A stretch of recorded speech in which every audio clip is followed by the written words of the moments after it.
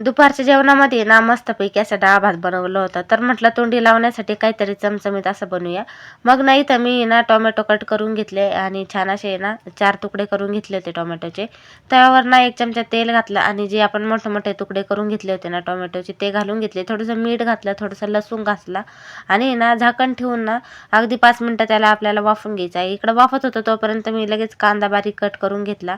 आता 5 मिनिटं झाले होते आणि 5 मिनिटांनी बघू शकता किती छान असं वाफरलं होतं. आता याची ना साल आपल्याला काढून घ्यायची आहे. तर वाफरल्यामुळं ना साल एकदम अगदी सहज निघून जाते. तर हे सगळी साल काढून घ्यायची आहे आणि त्या चमच्याने ना त्याला छान असं मॅश करून घ्यायचं आहे. बघू शकता एकदम नरम झाले ते अगदी 5 मिनिटामध्ये आणि छान असे आपल्या इथं चटणी तयार आहे. त्यामध्ये वरतून ना कट केलेला कांदा घालायचा, थोडंसं लाल तिखट आणि वरतून पुन्हा थोडीशी मिरची घालायची आहेत.